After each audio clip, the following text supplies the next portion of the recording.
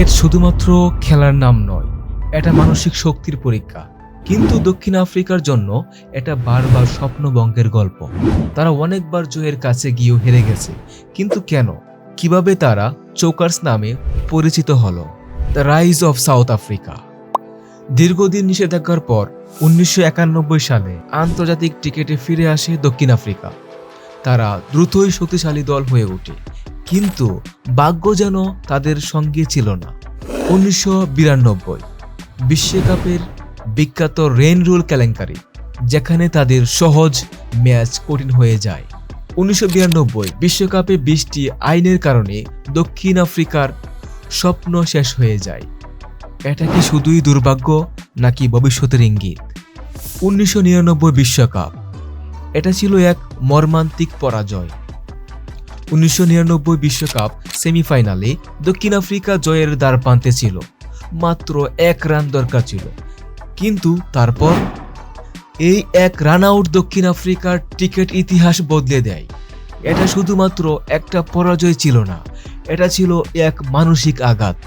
ব্যর্থতার ধারাবাহিকতা 2003, 2007 এবং 2011। 2003 স্বাগতিক দক্ষিণ আফ্রিকা ভুল গণনার কারণে নকআউট পর্ব থেকেই ছিটকে যায়। 2007 আবারও সেমিফাইনালে হার, প্রতিপক্ষ সেই অস্ট্রেলিয়া। 2011 কোয়ার্টার ফাইনালে নিউজিল্যান্ডের কাছে হেরে যাওয়া এবং 2011 কোয়ার্টার ফাইনালে নিউজিল্যান্ডের কাছে হেরে যায় দক্ষিণ আফ্রিকা। বারবারই একই গল্প, একই পরিণতি, মানসিক চাপ ও চোকার্স তকমা। কিন্তু কেন বারবার এমনটা হয়?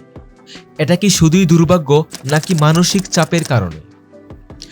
ক্রিকেট বিশেষজ্ঞদের বক্তব্য এবং খেলোয়াড়দের সাক্ষাৎকার অনুযায়ী বিশ্লেষকরা মনে করেন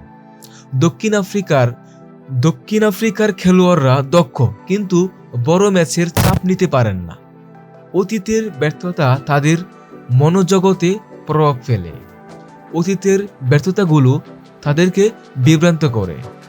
গ্র্যাম Smith, AB de Villiers, Faf du প্লেসিসের সাক্ষাৎকার, যেখানে তারা তাদের হতাশার কথা বলেছেন।